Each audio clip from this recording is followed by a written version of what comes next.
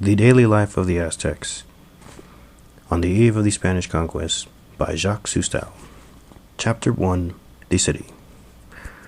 Origin and Situation. The Foundation of Mexico Tenochtitlan. The Myth of the Eagle and the Serpent. Islets and Lakes.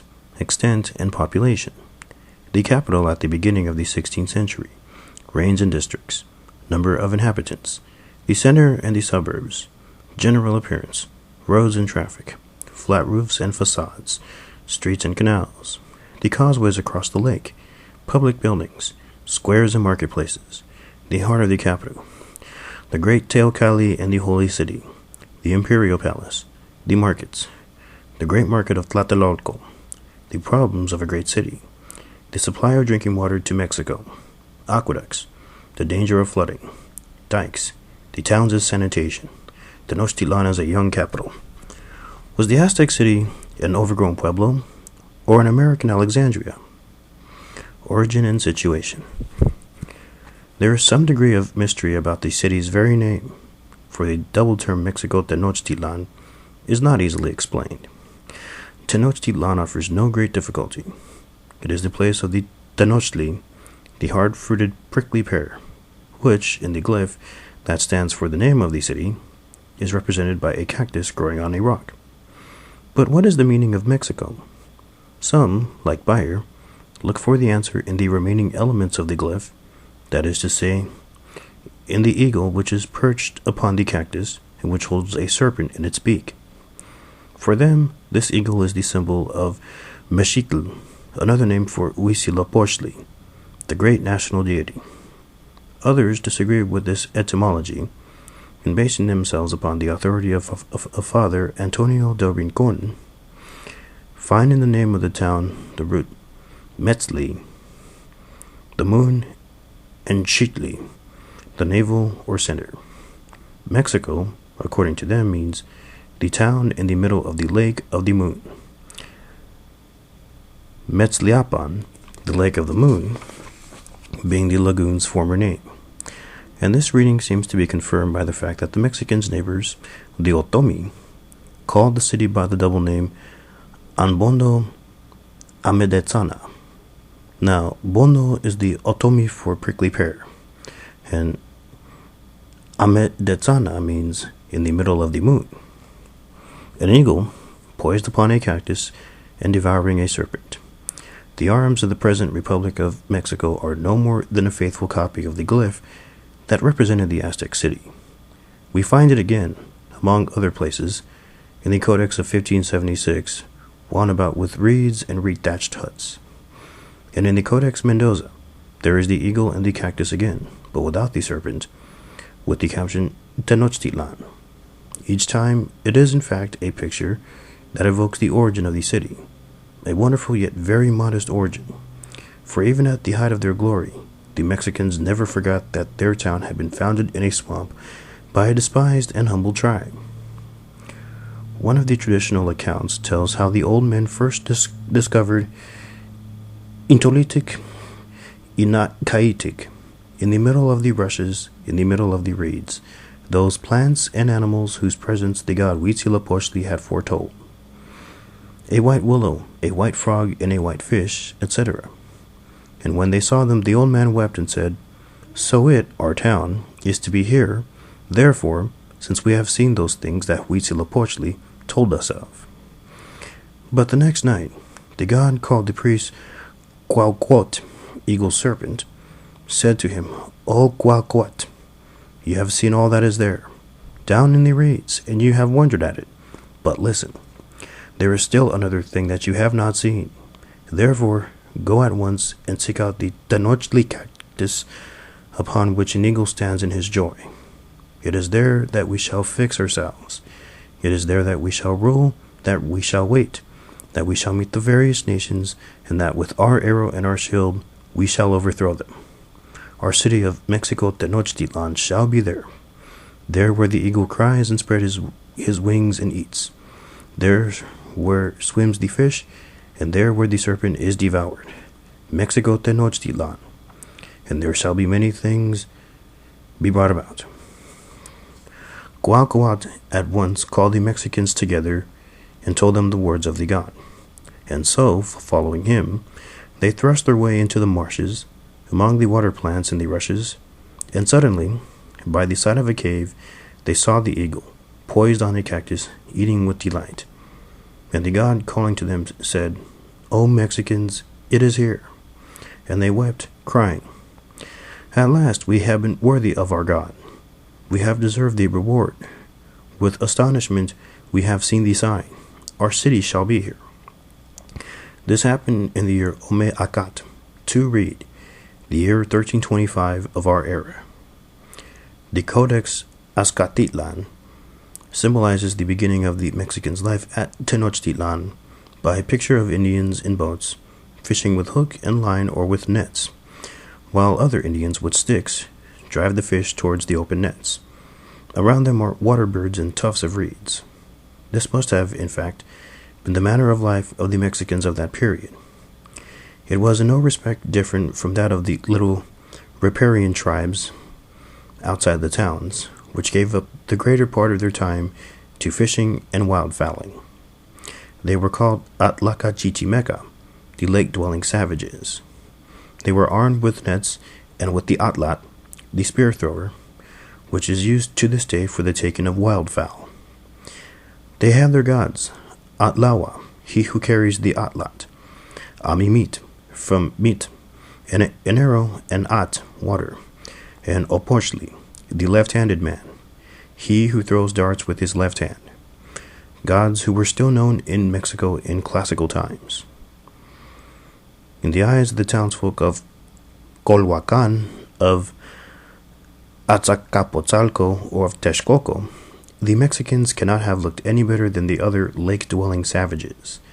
They came to the urban tribes on dry land when, in the first place, they needed beams, planks, and stone to build their town, and they paid in fish and water animals. Meanly, wretchedly, they built the house of Huitzilopochtli. The oratory that they raised up to him was very small, for living in a foreign land among the rushes and the reeds, where could they have found stone and timber? The Mexicans came together and said, "Let us buy stone and timber with whatever lives in the water, the fish, the axolotl, the frog, the crayfish, the ananetzli, the water snake, the water fly, the worm of the lake, the duck, the guachili, the swan, and all the birds that live on the water. With these we shall buy the stone and the timber." At the beginning of the 16th century, the memory of this time was celebrated once a year during the feast of the month Etzalcoatzli. The priests went to bathe ceremoniously in the lake, and one of them, the Chalchihuacuili, literally the priest of the precious stone, that is to say, of the water, uttered the ritual formula. "This is the place of the serpent's anger, the humming of the water mosquito, the flight of the wild duck, the murmur of the white rushes." At this, everybody leapt into the water, splashing with hands and feet and imitating the cries of waterfowl. Some called like ducks, literally spoke duck, Kanat-latoa, others like herons, ibis, or egrets, and this same rite was repeated on 4 consecutive days. There is every reason to believe that the place where Quaquat and his companions saw the eagle and the serpent was the same as that which, in the 16th century, was to become the site of the temple of Huitzilopochtli, that is, somewhat to the northeast of the present cathedral, and at about 330 yards in the same direction from the middle of the large square that is now called the Zócalo. All the traditions agree in stating that the first temple, which was no more than an oratory Ayaucali, was built exactly on this spot. The succeeding rulers spared nothing to give Huitzilopochtli a temple worthy of him, but the buildings, the pyramids, and the holy places of the subsequent reigns always arose on the same emplacement, on the same sacred ground pointed out by the god himself. The imperial palaces were built round this religious center of the nation, and from here, too, radiated the main lines of the city's development. The Mexican city is above all the temple. The glyph that means the fall of a town is a symbolic temple half overturned and burning. The very being of the city, the people and the state is summed up in this house of God, which is the literal meaning of the Aztec Teocalli. The origin center of Mexico rested on a firm and even rocky ground. The temple was built by a cave, Ostotempa. It was in fact the top of an island in the middle of the swamp in a wide bay of lake. Around Tenochtitlan, the shore made a sweeping curve, a great arc studded with towns and villages. Azcapotzalco and Tlacopan to the west, Coyoacan to the south, Tepeyacac to the north. The great salt lake of Texcoco stretched eastwards, and on the south stood the freshwater lakes of Xochimilco and Chalco.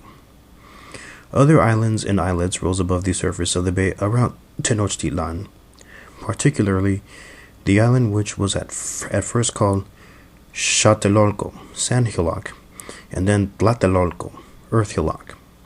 This stood immediately to the north of the site of the temple of Huitzilopochtli. The island of Tlatelolco was separated from the island of Tenochtitlan by no more than an arm of the lake, which was afterwards spanned by a bridge.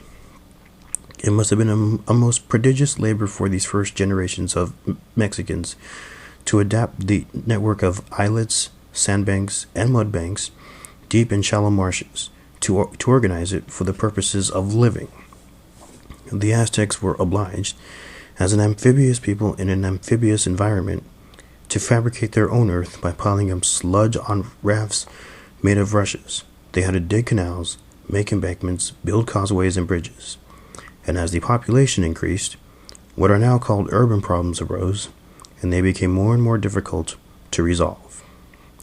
The fact that a great city could be founded in such conditions, and that it could grow, created by a people with no land, is a proof of truly miraculous ingenuity on their part and of astonishing perseverance. The pride that they later showed was not without its justification, for how great a distance there was between the wretched hamlet of straw huts cowering in the reeds and the shining metropolis of the 16th century.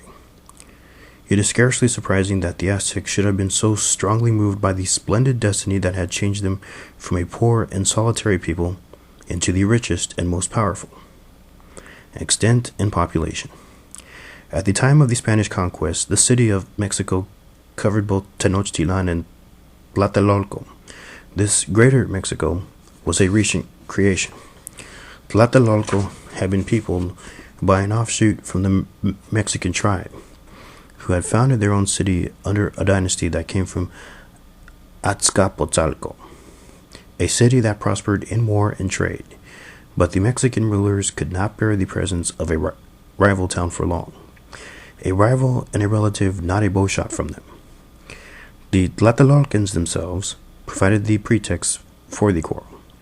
Their king Moquihuitli, who had married the sister of Emperor Axayacat, treated his wife with contempt. He was also an ambitious, restless man, and he strove to ally himself with the other cities in the valley against Mexico. Relations reached such a pitch of bitterness that war broke out. In 1473, the Aztecs invaded Tlatelolco and took the great temple.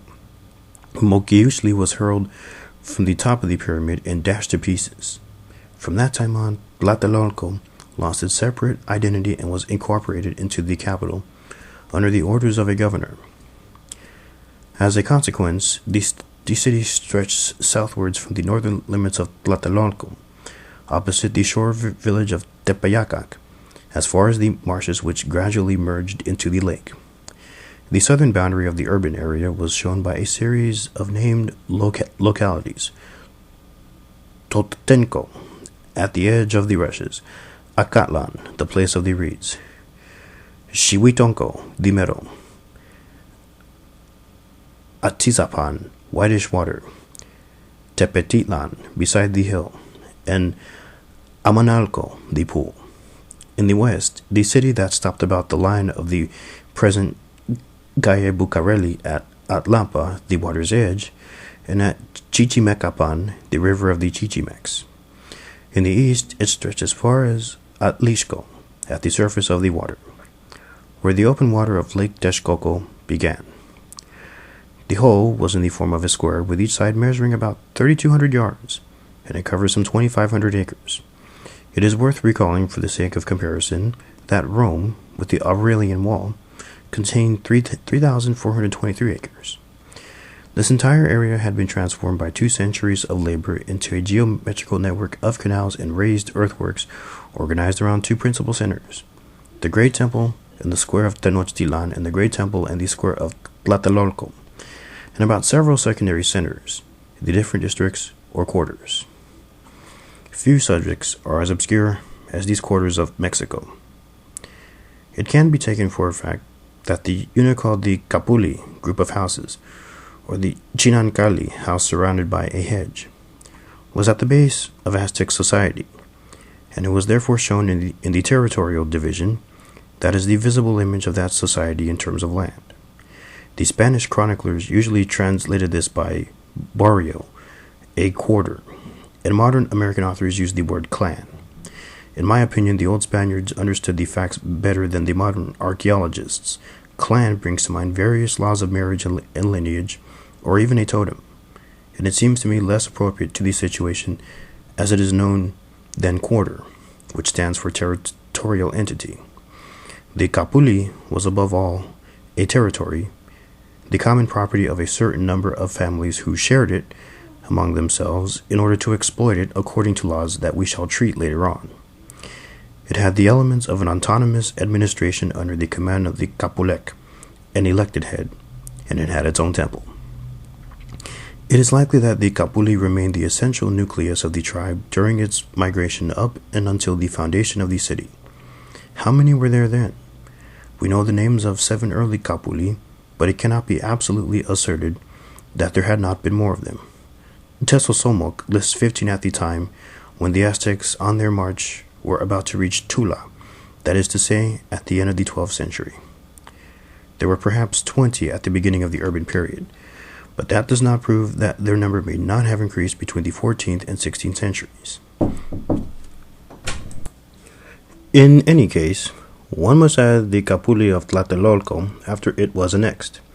We know 7 of these, which were merchants' quarters, but it is reasonable to suppose that there were others.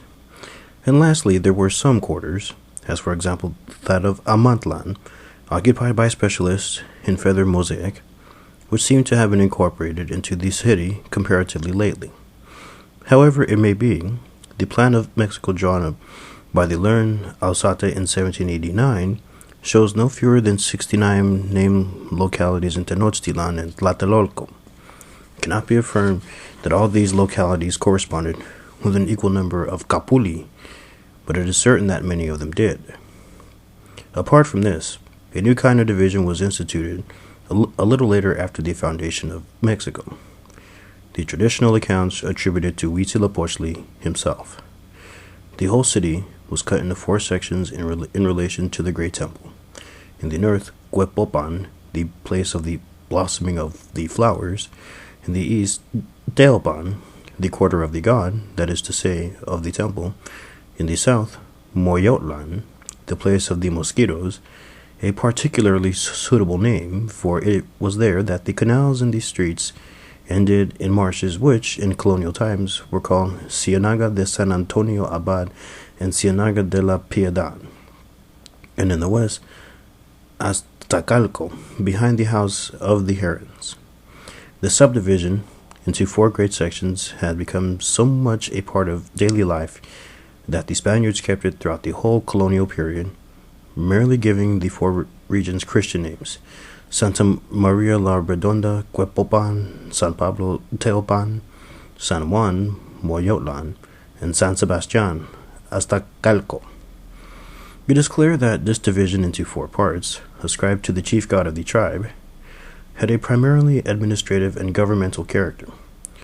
It was a controlling network superimposed upon the multiplicity of the Capuli, old and new. Each of these great sections had its own temple and a military chief appointed by the central authority. In this, the new section was essentially different from the Capuli, which elected its head. Furthermore, the new section possessed no land. Thus, the whole urban area was organized about its principal and secondary centers. The Capuli, each with its temple and its Telpochcali, young men's house, a kind of religious and military college, the four sections with their temples, and finally the great Teocalli of Tenochtitlan and Tlatelolco, the imperial palaces and the government buildings. Who was the city's population? No census has come down to us, although the Aztec emperors had the means of knowing at least the number of families living in Mexico. The conquerors estimated the number of households or inhabited houses at figures ranging from 60,000 to 120,000. It remains to be decided on how many persons, upon an average, made up a household. Families were large and the ruling class was polygamous. Torquemada allows that a household contained from 4 to 10 individuals, and if one follows him, one has the average of 7 for each house. But this figure is probably an underestimate, for many Mexicans had some of those servants of inferior status whom we inaccurately term slaves. I admit that my figure is a bit arbitrary, and I deeply regret it, but as a better one is lacking, it may be acceptable that Tenochtitlan Tlatelolco counted 80,000 to 100,000 persons, or households of 7 persons, or a total population from 560,000 to 700,000 souls. Let us say that the population was certainly above 500,000, and probably below 1 million. Of course, we are speaking here only of the capital itself, but it is a fact that at the period in question, many of the towns and villages on the dry land were no more than suburban satellites of the city. Even when they had kept the outward forms of self-government, as Tlacopan had done, their real standing was that of mere dependencies of the capital. This was the case with Azcapotzalco, Chapultepec, Coyoacán, Huitzilopochtli, Iztapalapan, Colhuacan, Mexcalcingo, Iztacalco, etc. That is to say, practically everything that now makes up the federal district of the Republic of Mexico. They were rich suburbs, as the Spaniards noted when they arrived. Cortez remarks that the towns on the shore stretch right down into the lake itself, which seems to show that their population was increasing, and that in order to make room, the people on the dry land were building out in the manner that was usual in Tenochtitlan. It was, therefore, an enormous conurbation, which, having spread itself on the shore, was now eating its way into the lake, a vast urban area that embraced more than 1 million human beings. General appearance, roads, and traffic. As Bernal Diaz says, the conquistadors saw things unseen, nor ever dreamed. All the eyewitnesses concur in the astonishing splendor of the city. Even Cortez, the most coldly calculating of them all, is free in his praise of the beauty of the buildings, and he particularly notices that the gardens, sometimes embanked, sometimes at ground level. He speaks of the wide, straight streets, and the traffic of the boats on the canals beside them, of the aqueduct bringing fresh water into the town, and of the size and activity of the markets. The proud Hidalgo, writing to Charles V, goes so far as to say that the Indians live almost as we do in Spain, and with quite as much orderliness. He adds, "It is wonderful to see how much sense they bring to the doing of everything." On the 12th of November, 1519, 4 days after their entry into Mexico, Cortez and his chief captains went to see the market and the great temple of Tlatelolco with the Emperor Moctezuma II. They went up the 114 steps of the Teocalli and stood on the platform at the top of the pyramid in front of the sanctuary. Moctezuma took Cortez by the hand and told him to look at the great city and all the other towns nearby on the lake and the many villages built on the dry land. This great accursed temple was so high that from the top of it everything could be seen perfectly. And from up there we saw the 3 causeways that led into Mexico, the causeway of Iztapalapan, by which we had come 4 days earlier, the causeway of Tlacopan, by which we were later to flee on the night of our great defeat, and that of Tepeyac. We saw the aqueduct that comes from Chapultepec to supply the town with sweet water, and at intervals along the 3 causeways the bridges which let the water flow from one part of the lake to another. We saw a multitude of boats upon the great lake, some coming with provisions, some going offloaded with merchandise. And in these towns we saw temples and oratories shaped like towers and bastions, all shining white, a wonderful thing to behold. And we saw the terraced houses, and along the causeways other towers and chapels that looked like fortresses. So having gazed at all this and reflected upon it, we turned our eyes to the great marketplace, and the host of people down there who were buying and selling. The hum and murmur of their voices could be heard for more than a league. And among us were soldiers who had been in many parts of the world, at Constantinople, all over Italy, and at Rome. And they said they had never seen a market so well ordered, so large, and so crowded with people. The witnesses all record the same impression, lofty towers rising everywhere above the white, flat-roofed houses, a methodical, crowded busyness as of an ant-heap, a perpetual coming and going of boats upon the lake and the canals. Most of the houses single-storied, low, rectangular, flat-roofed. Indeed, only great men's houses were allowed to have 2 floors. And in any case, it is obvious that buildings raised upon piles in a yielding soil were in danger of collapsing as soon as they passed a given weight, except in the comparatively rare case of their being built on a soldier island or islet. The majority of the houses, with their windowless facades, hiding a private life led in the interior courtyards, must have been like those of an Arab town, except that they were built along straight roads and canals. In the suburbs, there were probably still to be found the primitive huts of the early days, with their walls made of reeds and mud, and their roofs of grass or straw. But on the other hand, the nearer one came to the great teocalli and the imperial palaces, the grander and more luxurious the houses became. There were the palaces of the high officials, and those that the provincial dignitaries had to keep up in the capital. And then the official buildings such as the House of the Eagles, a sort of military club, the Kalmekak, or higher colleges, the Tlacochcalli, or arsenals. There was no monotony in all this. Here and there, from among the close-packed roofs, the pyramid of a local temple would rise up. In some streets, the houses served as stalls for jewelers, or for goldsmiths, or for workers in feathers. In others, there would be the houses of the merchants. And although there was little free space apart from the great squares, Mexico was not a town without verdure. Each house had its own inner court. And the Aztecs have always had a passion for flowers. There were still the mixed flower and vegetable gardens of the country round the suburban huts, sometimes made on the floating chinampas, and the flat roofs of the great men's palaces were crowned with green. The principal streets, writes Cortez, are very wide and very straight.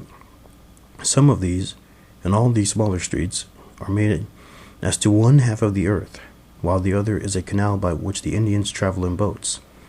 And all these streets, from one end of the town to the other, are open in such a way that the water can completely cross them. All these openings, and some are very wide, are spanned by bridges made of a very solid and well-worked beams, so that across many of them 10 horsemen can ride abreast. This description is confirmed by another witness. Half of each street was surfaced with beaten earth, like brick paving, and the other half was occupied by a canal. He adds, there are also great streets where there is water and nothing else, and these are used only for boats and barges, according to the custom of the country. For without these no one could move about these streets, nor come out of their houses. And he speaks of the people talking as they go along, some on the land, the others on the water. This whole network of streets was cut by wooden bridges which could be removed if necessary, as the Spaniards found to their cost when the Aztecs drove them out of the town. Throughout its whole extent, even to its center, for one could row into the palace of Moctezuma. Mexico was a city of lake dwellers, and it was joined to the shore by the 3 raised causeways that Cortez and Diaz speak of. The northern causeway, starting from Tlatelolco, reached the land at Tepeyacac, at the foot of the hills where the sanctuary of Tonantzin the mother goddess, our revered mother, used to be, and where there is now the Basilica of Our Lady of Guadalupe. The western causeway linked Tenochtitlan with the satellite town of Tlacopan. The third, to the south, made a fork, of which the southwest arm finished at Coyoacan and the eastern at Iztapalapan. At the junction of the arms stood a two-towered redoubt, surrounded by a high wall with two gates in it, and entirely commanding the approaches. It seems that it was the southern causeway that had been fortified in this way, for it was from this side that the forces of Huexotzinco, an unconquered city on the other side of the volcanoes, might one day launch an attack. These raised roads were as much dikes as causeways, and the shallowness of the lake had made the building of them comparatively easy. The construction had begun with two parallel lines of piles, and then the space between them had been filled with stones and beaten earth. Here and there, the dike was broken to let the water flow under wooden bridges, for the lake had quite violent currents at times, and it would have been dangerous to bottle them up. The roads that were thus formed by the top of the dikes were amply wide enough, as Cortes says, for 8 horsemen abreast. The one that ran from Iztapalapan to Mexico was about 5 miles long, and according to Bernal Diaz, it ran so straight that it bent neither little nor much. The causeway showed the main lines along which the city had developed from its original center. One axis ran from the north to south, along the line from Tepeyacac to Tlatelolco to the great temple of Tenochtitlan, and so to Coyoacan, and another from west to east, from Tlacopan to the middle of Tenochtitlan. Eastwards, the town had been stopped by the open lake, and one had to go by water to Texcoco, the starting place for the inland journey towards the mysterious hotlands, which had always fascinated the Indians of the high central plain. Public buildings, squares, and marketplaces. There were certainly maps of Mexico in the days before Cortes. It is impossible that the Aztec administration, which had scribes continually keeping the land registers and tax accounts up to date, should have neglected the capital itself. Besides, we know that the first duty of each Capulec was the keeping, and if necessary, the revision of the paintings which showed his district and its subdivision among the families. Unfortunately, none of these documents has been preserved. The Mexican National Museum of Anthropology and History does have one precious fragment, the agave paper map, which is certainly only a little later than the conquest, but the piece that is left shows no more than a small part of the town to the east of Tlatelolco. Such as it is, however, this plan gives a good idea of the structure of the districts, with their equal plots marked off by canals and streets and cut off by the main traffic arteries. I only mention the clumsy plan attributed to Cortes for the sake of completeness. It is almost entirely useless, with its childish embellishments and its little pictures in which the village around the city are shown crowned by towers in the European manner. Furthermore, as the buildings of Tenochtitlan were the victims of a systematic vandalism almost without a parallel in history, both during the siege and immediately after the surrender of the Emperor Cuauhtemotzin, it is exceedingly difficult to say where the open spaces were, or to describe their surrounding edifices. One can only base oneself upon the more or less exact accounts of the chroniclers and upon the results of that amount of archaeological digging that has been possible in the heart of the modern city. Though one may also argue by analogy and reconstitute the main lines of the public buildings of Mexico by the example of the Aztec architecture outside the capital with the conquerors left alone, especially the period of Tenayuca. The central square of Tenochtitlan seems to have coincided almost exactly with the present Zócalo of Mexico City. It was therefore a rectangle of some 175 by 200 yards, with its shorter sides on the north and south. The northern side was limited by a part of the precinct of the Great Temple, which at this point was dominated by the pyramid of a temple of the sun. The south was bordered by a canal running from east to west, the east by the houses of high dignitaries, most probably of 2 stories, and the west by the front of the imperial palace of Moctezuma II, which stood where the palace of the President of the Republic now stands. The palace, which had belonged to Axayacatl 1469 through 1481, and in which the Spaniards stayed when they first arrived in Mexico, stood immediately to the north of the houses of the dignitaries, and its western front looked on to the precinct of the great temple. This huge square was reached by the canal already mentioned, by the causeway from Iztapalapan, which ran alongside of Motecusoma's palace to the end at the south gate of the temple, or by a variety of smaller streets.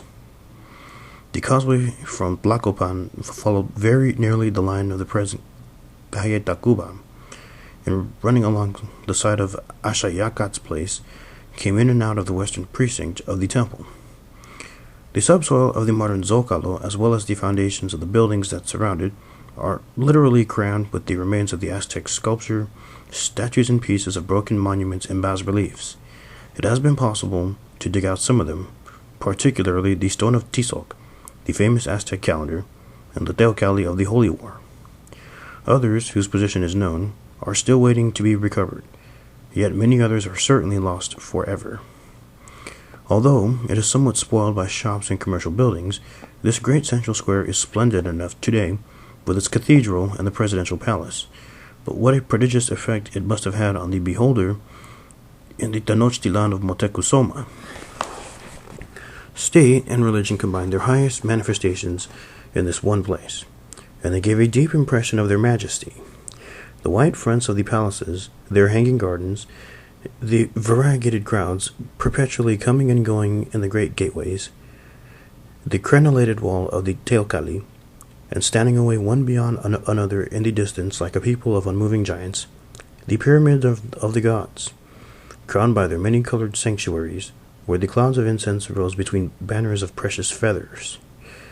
The upward sweep of the temples and the long tranquility of the palaces joined there, as if to unite both the hopes of men and the divine providence in the maintenance of the established order. One of the prime duties of the sovereign since the beginning of the city had been the defense of the temple of Huitzilopochtli. It was this task that the magnates had specifically entrusted to the second emperor, Huitzilopochtli, 1395 through 1414, and to Itzcoatl, the true founder of the Aztec power.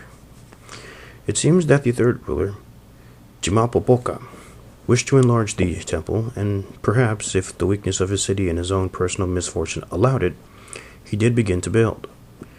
But the really first important works were undertaken in the reign of Motecuzoma I Ilhuicamina. This emperor had the idea of asking the neighboring cities to join the enterprise, and more or less willingly Colhuacan, Cuilahuac, Coyoacan, Mixquic, and Xochimilco agreed to supply the necessary materials, particularly stone and lime. The people of Chalco, however, refused their help, and this was one of the causes of the long war that ended in their defeat. The work lasted 2 years. The temple was built on a pyramid, whose top was reached by 3 flights of steps. The chief flight was on the south face, the others on the east and west, and the sum of all these steps was 360, which was the number of days in a year with the unfortunate 5 last days cut off. That is to say, 120 steps in each flight. The building was inaugurated in 1455 after the victory of Motecuzoma I over the Aztecs, and the Aztec prisoners were the first of the temple sacrifices. That, at any rate, is the tradition, but it may be asked whether this does not assign an earlier date to the temple than the truth allows. For if in fact the edifice had already reached its full size in the time of Motecuzoma I, it is difficult to see what the labors of the subsequent reigns can have accomplished. There is every reason that Huitzilopochtli was built up in successive stages, like most of the Mexican pyramids. In similarity, it is most probable that the temple, as it was rebuilt by Motecuzoma Ilhuicamina, was not as large as it was to become in later days. Ashayacat did something towards the equipment of the building that his predecessor had left. He set up the huge sacrificial stone, the Cuatemalacat, the disc of the stone of the eagles, which was said to have been brought from Coyoacan by 50,000 men with ropes and rollers. But it was in the reigns of Tizoc and Ahuitzotl that the great Teocalli was finished, and assumed the appearance in which it was first to be seen by the Europeans. In the National Museum of Mexico, there is a sculpted stele that commemorates its inauguration. In the National Museum of Mexico, there is a sculptured stele that commemorates its inauguration. This shows the two emperors, each with the hieroglyphic of his name, and it is dated Chicoyacat, 8 Reed, or 1487 by our reckoning. Tizoc, who had apparently begun the new work, had only been dead 1 year. In the Codex Telleriano-Remensis, we see two stages in this undertaking. Under the reign of Tizoc, in Nahuyacat, 4 Reed, or 1483, the first stone was laid in the great temple that the Christians found when they first came into this country. In the painting that shows the following year, Maquili Tekpat, 5 Flint, the glyph that means the year has a line connecting it with a drawing of a pyramid made of 4 elements raised on a 4-angled base, with 2 blood-stained stairways. A cactus, the symbol of Tenochtitlan, stands upon the topmost platform. The Spanish gloss reads, the village of Tzinacantepec rebelled against its overlords, the Mexicans. They attacked it and made such a butchery that scarcely a soul was left alive, for all the prisoners were taken to Mexico to be sacrificed there in the great temple, which was at that time still unfinished. For 1487, the glyph of the year Chicoyacat, 8 Reed, is joined to a temple, but this time it is certainly a finished temple, with 2 sanctuaries side by side on the top of the pyramid, one with red on its roof and around its door, the other with blue. The meaning of these details will become apparent later. A line joins the temple to a tlekwawit, a fire stick, and from the fire stick escapes flames and smoke, which symbolize the ceremonial new fire that was lit for the inauguration of the shrine. Another line leads from the fire stick to the glyph for Tenochtitlan, and this succession of pictures may thus be read. In the year 8 Reed, the double teocalli of Tenochtitlan was inaugurated. At the side of these there is a man wrapped in an embroidered cloak. He is seated upon a kind of chair with a back, the royal ikpali, and above it there is a sign representing a fabulous water creature of the lake, the Ahuitzot. This is the emperor of the same name. And finally, below the picture of the temple and around it, there are warriors crowned with white feathers and down, the ritual ornaments of the human sacrifices, together with names of the towns from which they came: Chiucoac, Cuetlaxtlan, and Zapotlan.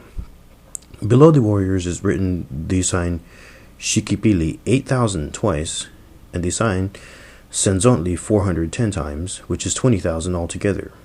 The drawings may be interpreted.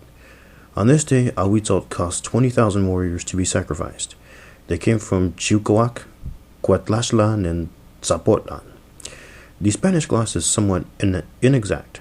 It reads, "The great temple of Mexico was finished and made perfect. The old men say that in that year were sacrificed 4,000 men brought from the provinces overcome in war. We shall return to these sacrifices later, and for the moment we shall confine ourselves to stating that the great temple, in the form that the Spaniards founded in 1519, had been inaugurated by Ahuitzot 32 years before. Unfortunately, the descriptions and accounts written after the conquest are often obscure.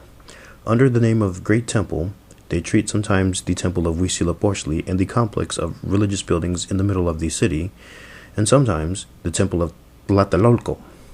We must endeavor to distinguish between these different buildings. To begin with, the Temple of Huitzilopochtli itself. It was in fact a double temple, as the Codex Telleriano-Remensis shows it, and this picture is confirmed by several other documents. For example, the illustrations of the text of Sahagún in the Madrid manuscript and the Codex of 1576.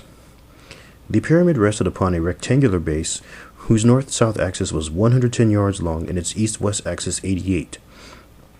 The pyramid was made up of 4 or perhaps 5 elements, each stage being smaller than the one below it.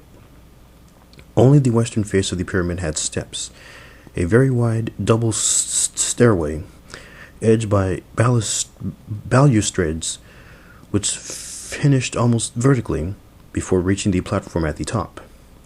The stairs had a balustrade at the edge, which began with the great serpents' heads. One of these heads was recently exposed in an excavation near the cathedral. The stairway had 114 steps, and it was one of the highest known in Mexico. The temple of Texcoco had one of 117, and that of Cholula 120, according to Bernal Diaz. The height of the pyramid was probably 100 feet. The two sanctuaries were raised side by side upon the flat top of this enormous plinth. The one on the north, painted white and blue, was sacred to Tlaloc, the very ancient god of rain and green growth. The one on the south, ornamented with carved skulls painted white on a red background, to Huitzilopochtli.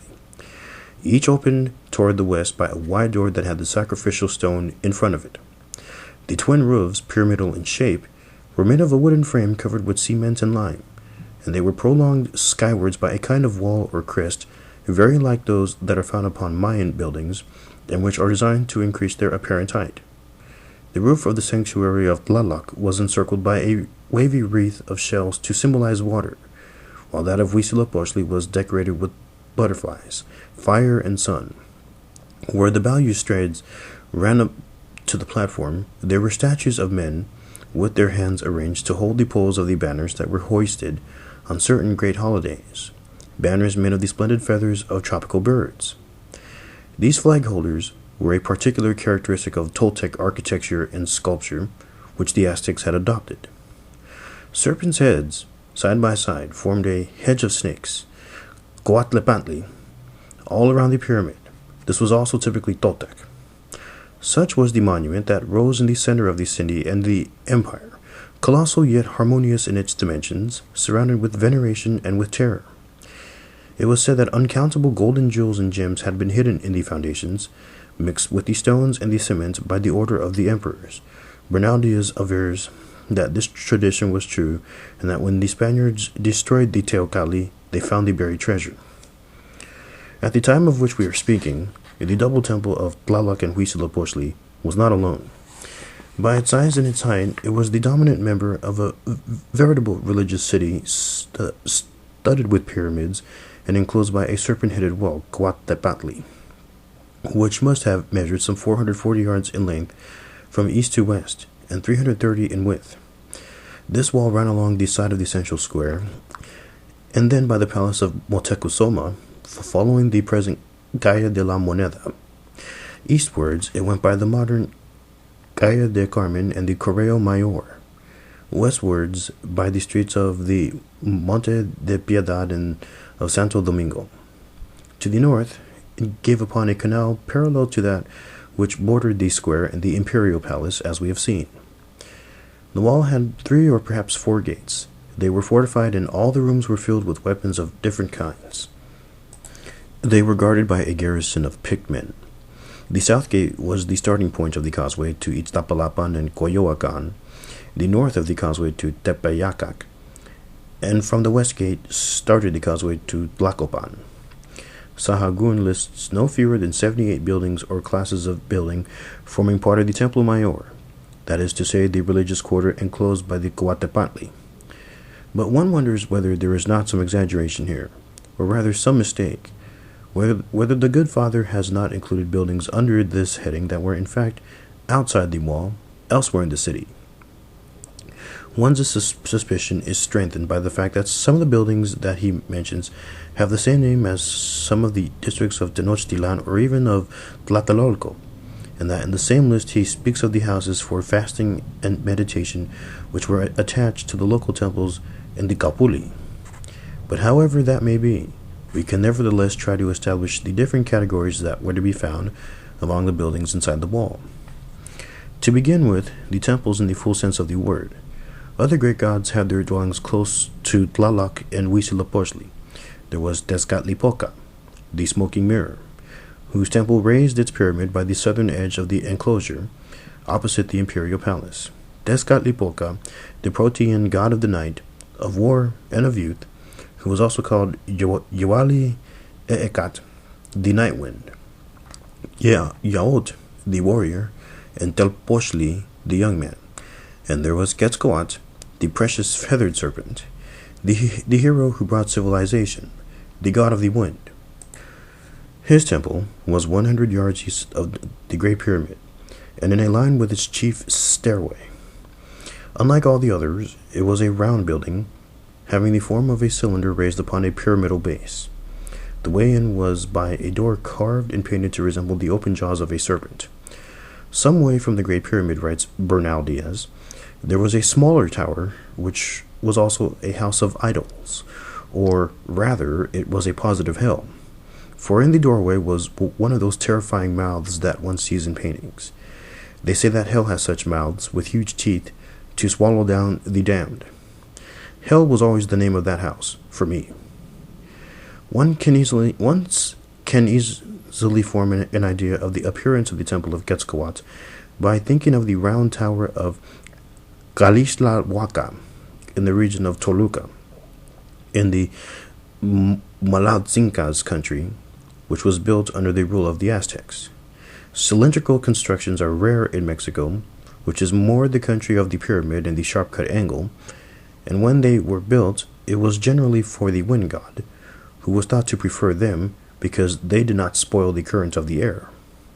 As to the snake's mouth entrance, an impressive example of this is to be seen in the doorway of the Aztec temple at Malinalco. We can also place the temple of the mother goddess Ciacuat, snake woman, and the Coacalco at the temple of the serpent. They stood side by side in the northwest corner of the enclosure. The Coacalco was a pantheon. It was here that lived the gods of the cities Altepetl that the Mexicans had conquered. They made the gods prisoner and brought them back and set them in this temple. And it wasn't here that they were kept, in the Coacalco. Indeed, the Aztecs were the most eclectic in matters of religion, and they surrounded their national god with the greatest possible number of other gods from every part of the empire. Lastly, we know that the Temple of the Sun stood at the southwest end of the group, opposite the palace of Axayacat. A great many subsidiary buildings were attached to the temples, places for prayer, penance, or sacrifice. One of these was the Coachicalco, the place where there is the Coachicali, or bull for the sacrifice heart of the victims. And here the emperor and the priests fasted and did penance by thrusting agave thorns into their legs and offering the blood to the gods. Others were the Zompantli, where the skulls of the sacrificed men were shown. And there was the Temalacat, a huge round of stone laid flatways upon a low pyramid, where courageous prisoners, tied to it by a loose rope, fought their last fight against the Aztec warriors. The Calmecac were at the same time monasteries and schools. The priests lived in them, austere men, worn out by fasting, severe in their black robes and long hair. And it was here too that the young men of the ruling class learnt the rites, the writing, and the history of their country. Each temple had its own Calmecac, where the priests and their pupils lived together.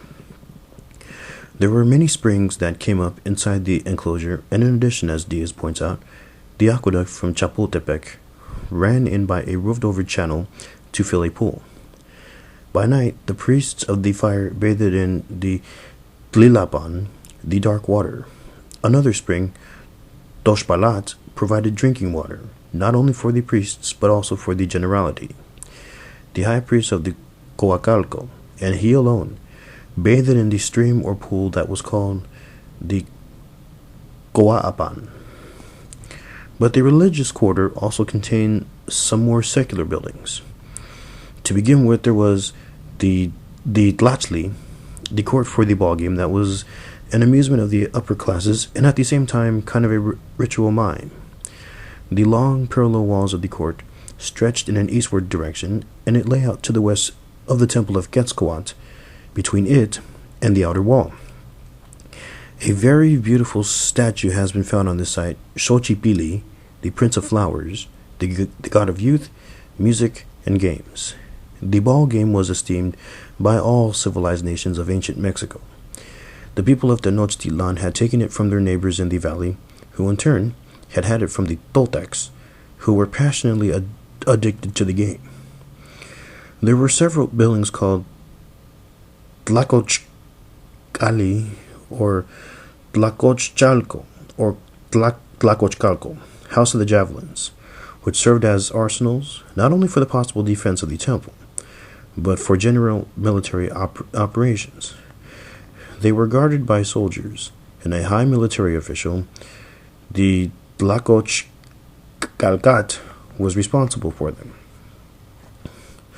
2 houses were used as inns for the lords of the Anahuac, for those who came from distant cities, and Motecuzoma honored them highly, giving them presents, splendid cloaks, precious necklaces, or magnificent bracelets.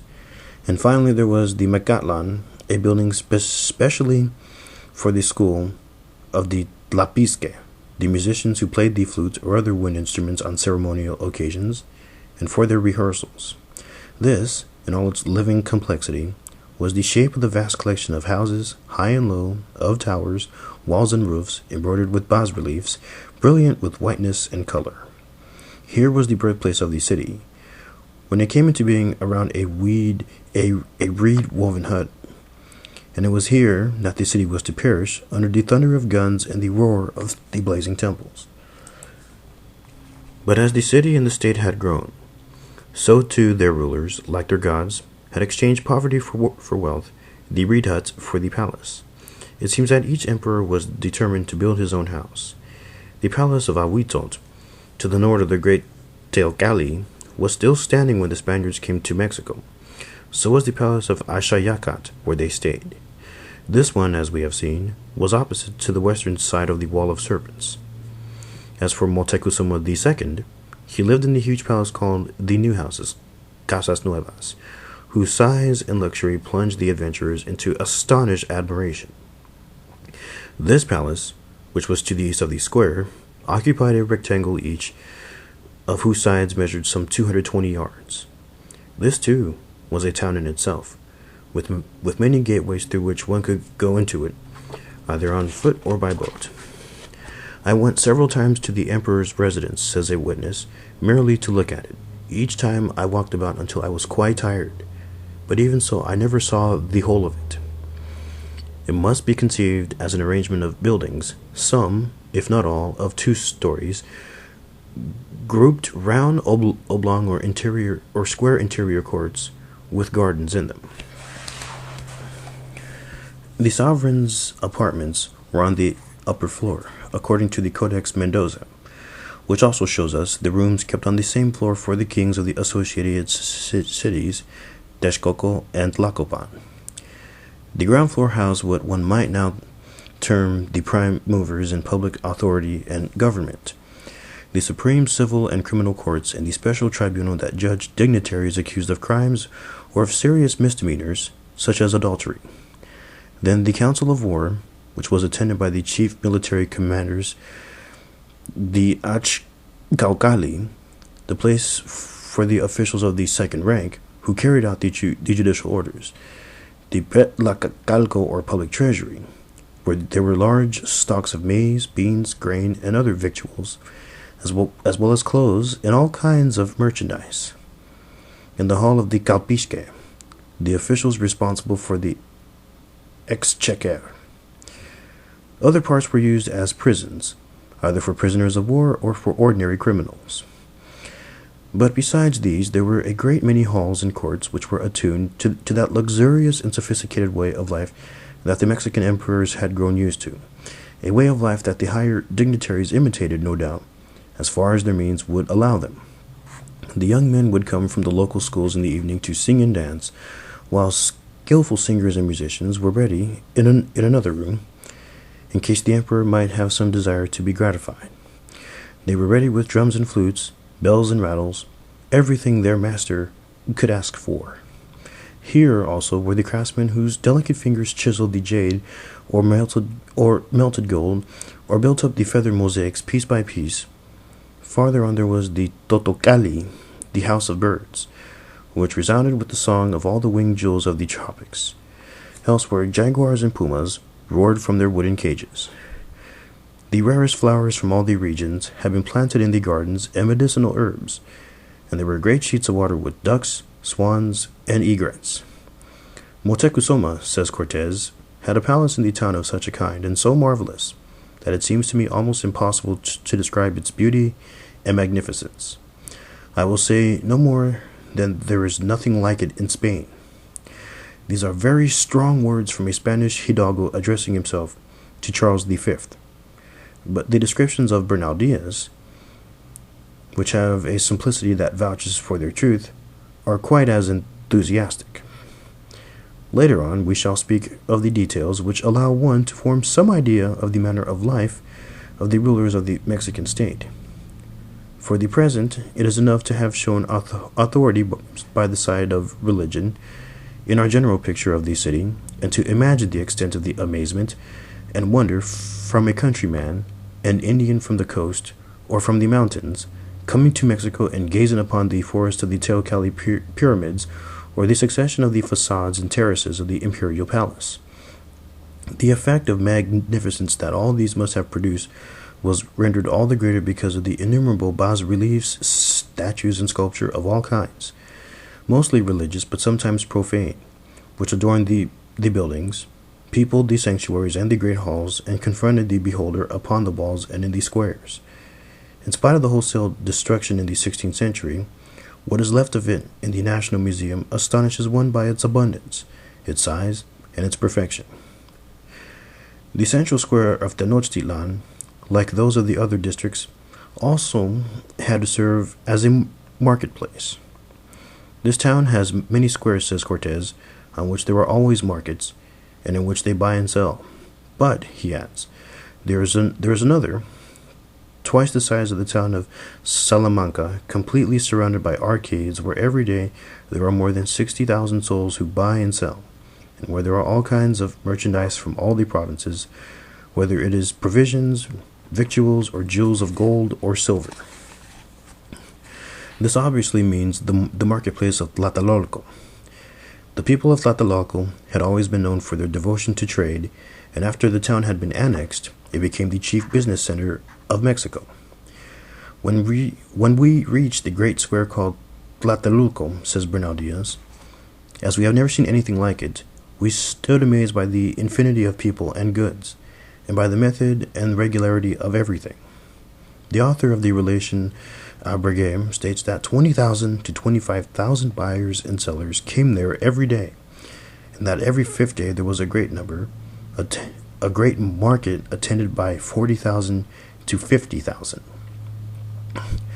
All accounts speak of the extraordinary variety of the enormous market in some way, and all agree as to its orderliness.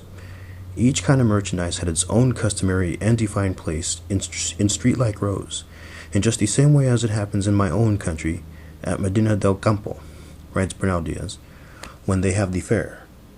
In one place, there would be jewels of gold and silver for sale, and precious stones, and the many-colored feathers brought from the hot lands. In the next row there would be slaves, resigned and waiting for their purchasers, some untied, some wearing heavy wooden collars. Farther on, men and women bargaining over cloaks, loincloths, and skirts made of cotton or the cloth obtained from the fiber of aloes.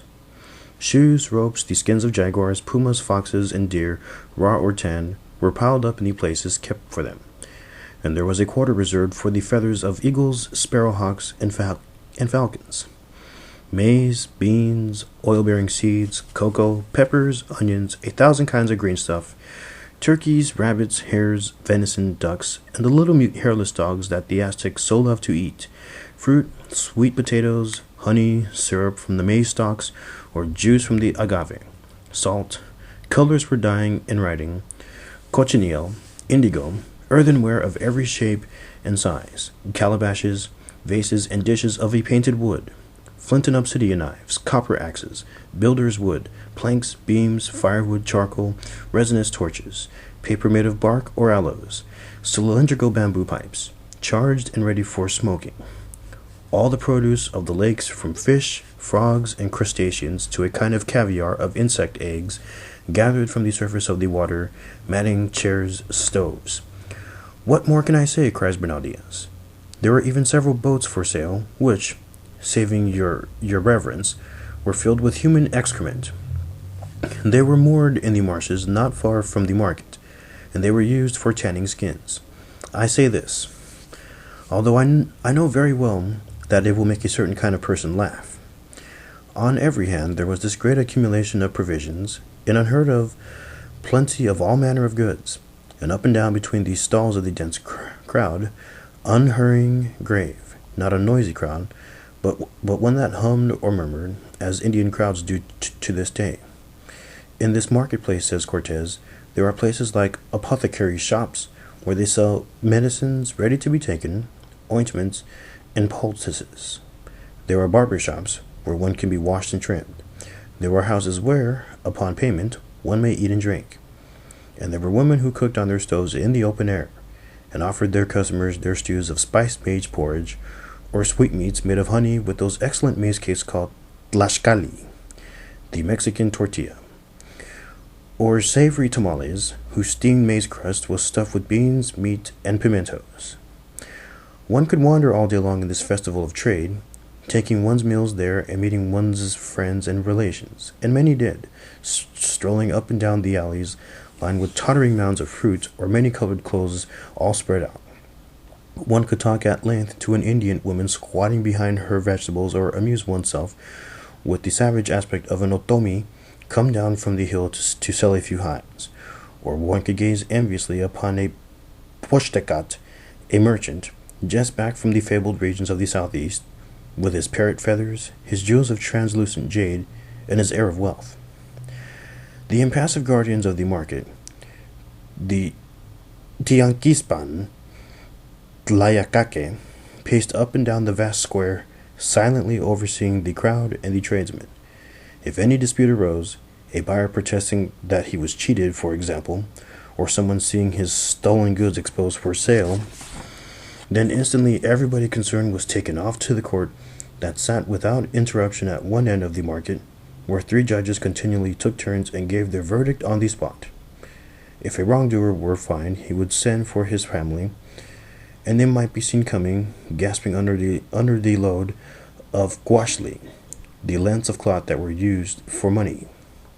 And the crowd, satisfied, would return to its round, moving like a nation of ants between the covered galleries that lined the square, at the foot of the tall pyramid of the temple of Tlatelolco. The problems of a great city.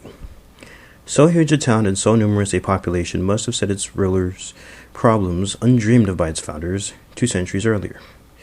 The question of feeding it presented no difficulty, judging by the plenty in the marketplaces, and in fact, innumerable boats perpetually converged upon it, loaded with provisions. It may be observed, in passing, that water transport was by far the most effective kind, in a country that did not possess a single pack horse, cart, or any other land vehicle, nor any creature that could take the horse's place. But the grave problem of water was exceedingly difficult to resolve. Nature has so made the Valley of Mexico that it suffers from 2 opposing disadvantages. It suffered then, as it does today, from either too much water or not enough, flood or drought. In the rainy season, unbelievably violent storms filled the bottom of this huge basin in a few minutes with a mass of water that can only escape very slowly. In the dry season, there is great difficulty in supplying the city with drinking water and water for the gardens. Evaporation was gradually lowering the water level, and already the part of the lake round Mexico was quite shallow. Though indeed, at that time, the climate of the valley must have been better than it is today, upon the whole, and less subject to violent extremes. The drying up of the city's own intermediate lagoon as part of the struggle against the danger of flooding has done nothing to improve the climate either. In the beginning, the Mexicans can have had no difficulty at all with drinking water. The springs on the central island were amply sufficient. As we have seen, they still answered part of the city's needs in the 16th century. The water of the lake itself, however, was useless, being too brackish, and when the unfortunate defenders of the city were reduced to trying it, it only made their sufferings worse. As the population increased, the springs were no longer enough. The only solution was to bring in water from the springs that flowed on the mainland. The Aztecs were well acquainted with the spring of Chapultepec, to the west of Tenochtitlan. It was a place of unfortunate memory for them, for it was there, at the beginning of the 14th century, when they were still a nomadic tribe, that they met with the most appalling defeat in their history, and had their chief Huitzilopochtli the Elder taken together with his 2 daughters to die in slavery at Colhuacan. But under Moctezuma I, Chapultepec, the Hill of the Grasshopper, had become independency of the capital, together with its wood of famous trees and its rocks, with a copious spring rising at their feet. Perhaps for some time, the Mexicans were satisfied with carrying over pots of this water by boat, but very soon this idea must have appeared quite inadequate, and the idea of the aqueduct must have risen. The aqueduct was built under Moctezuma I, and it ran from the spring to the very middle of the city, in the enclosure of the great Teocalli, a distance of rather more than 3 miles. It was made of stone and mortar, and as all accounts agree, it had 2 channels, each the width of a man's body. Only one was used at a time, so that when after a given period it had to be cleaned, the water could be turned into the other. It is clear that the aqueduct had to pass over several canals because of the way in which the city was laid out. Cortes, describing this, seems to have been particularly struck by the ingenious construction of the hollow bridges, as big as an ox, which spanned the waterways. Practiced water jars balanced themselves upon these water-bearing bridges, and for a fee, they poured drinking water into the jars that the boatmen held up to them. The boatmen then rowed off to sell the water throughout the city. There were also public fountains, or at least there was one principal fountain in the middle of the city. Women went there to fill their pitchers. As the number of people still increased, so in turn the aqueduct of Chapultepec became inadequate. The construction of the second, which was begun and finished under Huitzilopochtli, shows both the amount of the town's expansion and the intelligent activity of its rulers. This aqueduct, which brought water from Coyoacan, ran alongside the Iztapalapan causeway. The carrying out of this work has been preceded by a most unfortunate venture which shows the delicacy of the natural balance between the lake and the islands. The events made so strong an impression upon people's minds at the time that the account, as we now have it, is heavily charged with magic. In fact, Huitzilopochtli proposed taking the water of a spring named Aquequechat, which welled up in the territory of Coyoacan, between that city and Huitzilopochtli. According to Tesosomoc, Huitzilopochtli sent messengers to seek the lord of Coyoacan. He was a well-known wizard, and before their horrified eyes, he changed himself into an eagle, a tiger, a snake, and a whirlwind of fire. The messengers, however, managed to slip a rope about his neck, and so throttled him. The work was begun at once, and presently the aqueduct was ready to carry the water right into the middle of the town. A great feast celebrated the finishing of the work. One of the high priests drank the water of the spring on his knees, while his acolytes sounded their instruments, and the singers of Tlaloc sang hymns to the beat of a wooden gong in honor of the water gods. Let thy water be welcomed in Mexico Tenochtitlan, lying among the reeds of the lake, they sang, and farther off, human sacrifices were offered up. Finally, the emperor himself, crowned with gold, welcomed the coming of the water to Tenochtitlan, offering it birds, flowers, and incense. O Chauchiutlique, water of a green stone skirt, water goddess, he cried, welcome to the home of Huitzilopochtli. But the Aquequechat began to seethe, and the water rushed out with a continually increasing violence. The aqueduct overflowed, and by the end of 40 days the situation was grave. The lake was continually rising. The fishermen gave the alarm, and then the flood began, destroying houses and even menacing the emperor, who was obliged to take refuge in the great temple. On the shore and the islands, the fields of maize were ravaged, and there was the prospect of famine. Many people were drowned, and others began to leave the city. Both Tesosomoc, a Mexican chronicler with a strong tendency to exalt his own people and their former rulers, and Ixtlilxochitl, whose history is obviously biased in favor of Texcoco, record that Huitzilopochtli brought this to pass, and fearing that the discontented Mexicans would rebel, went to ask the help of his ally Nezahualcóyotl, king of Texcoco. Nezahualcóyotl said, "You would never have had this misfortune if you had followed the advice of the lord of Coyoacan in the first place, instead of having him killed. He then took command of the technical and magical operations. Several high officials were sacrificed and their hearts thrown into the spring, together with gems, gold, and embroideries. Then 15 divers went down and succeeded in blocking the holes by which the water came out with such violence. Following this, a kind of cement casing was built over the dangerous pool to shut it in forever. The flood cost the emperor and the city a great deal. There were uncountable houses to be rebuilt, and among them Ahuitzot's palace itself. 10 loads of quashli, a small fortune, to each of the divers. 200,000 loads of maize distributed to the hungry populace. 32,000 boats provided for the people so that they could carry away whatever could be saved from the water until it should go down again. And lastly, the distribution of a great many clothes to the distressed. Ishli Sochit even claims that it was the cause of the emperor's death for being in a room on the ground floor which opened onto the gardens, and the water rushing in with such force, he was obliged to flee. And he hit his head so hard on the jamb of the door that he wounded himself badly, and in the end he died of it.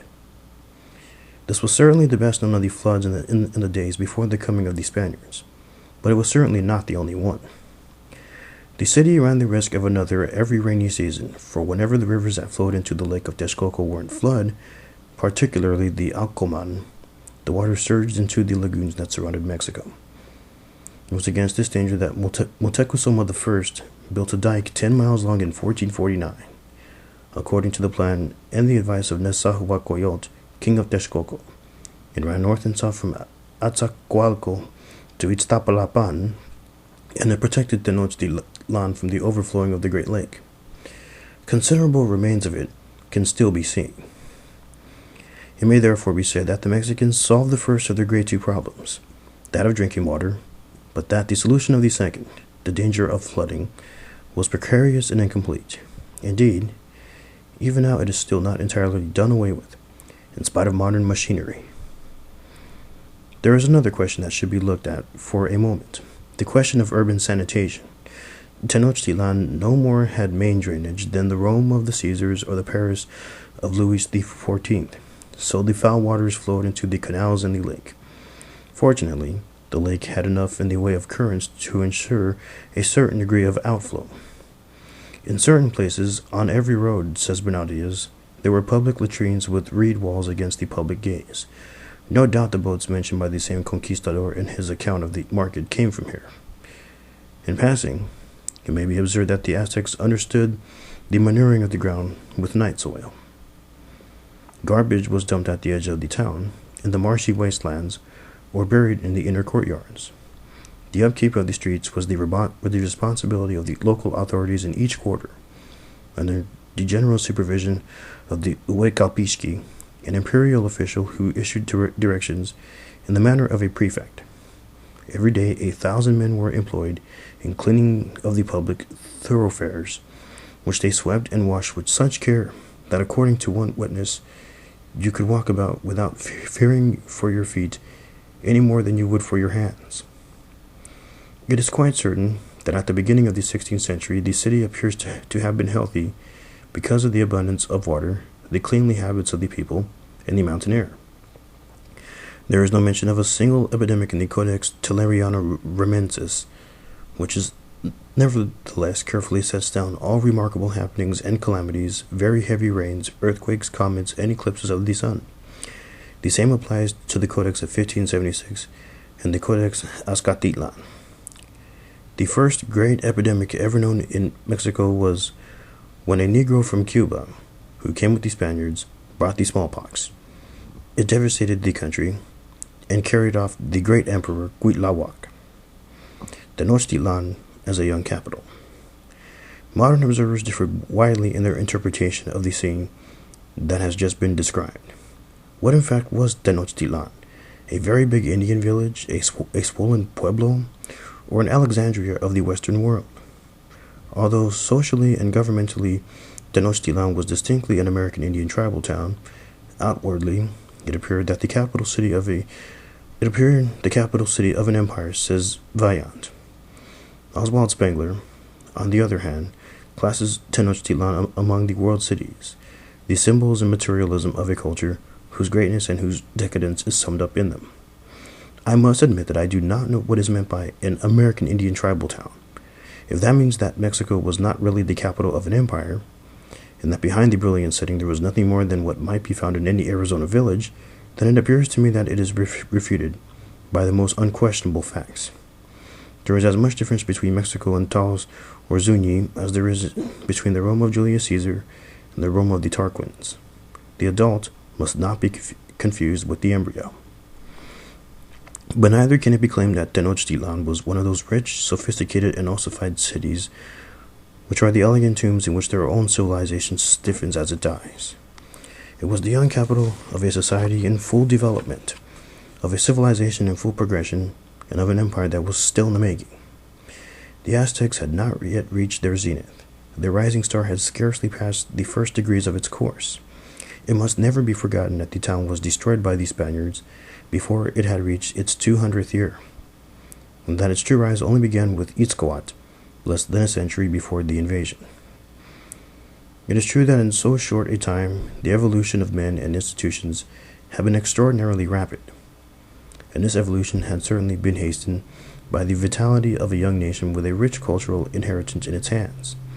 But their vitality, far from diminishing, continued to increase and to give continual signs of its presence. The time of weariness and decline had not yet come. Nothing had even begun to weaken their upward impetus before the eruption of the Europeans stopped it dead. It is for this reason that the Mexico of 1519 has nothing of the look of a city that is finished, a dead soul in a dead stone shell. It is a living organism that has been animated these 200 years by a raging lust for power. The empire is still growing towards the southeast. The social structure is in a flux of change. The form of government, less and less that of a tribe, is becoming more and more that of a state. There is no hint of old age in this picture.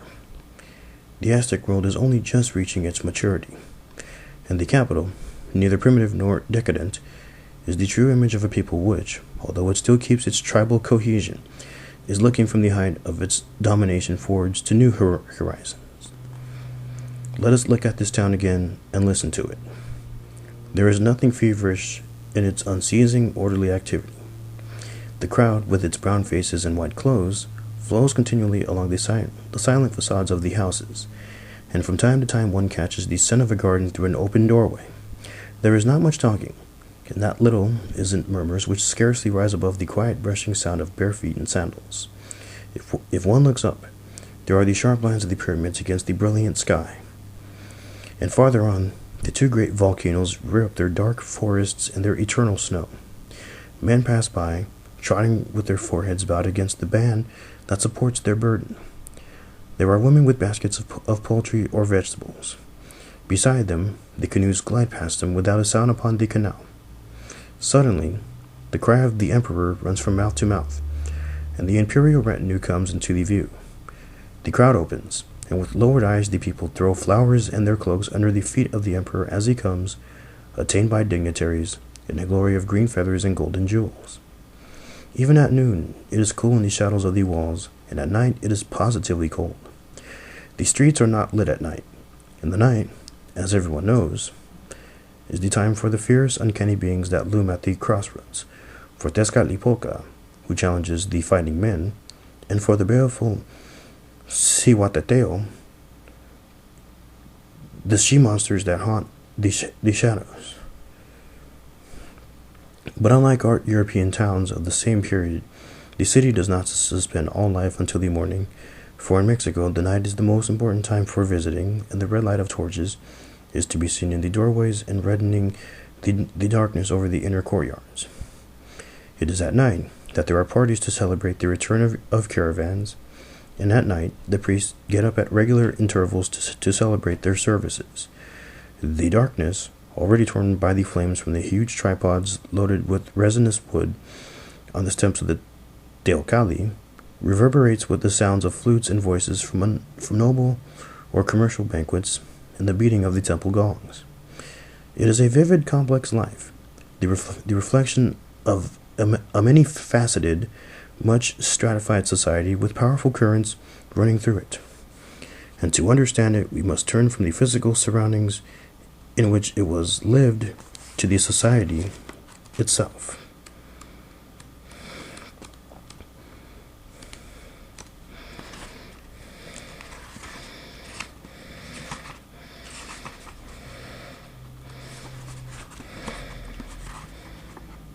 Before I end this here chapter, I would like to apologize for omitting a great quote at the very beginning of the book, read by one Jimal Bayin Kwalehuanat Twanitzi. Let me see if I can say this right. Jimal Bayin Kwalehuanitzi. Quote, "For as long as the world shall endure, the honor and the glory of Mexico Tenochtitlan must never be forgotten." This concludes Chapter 1.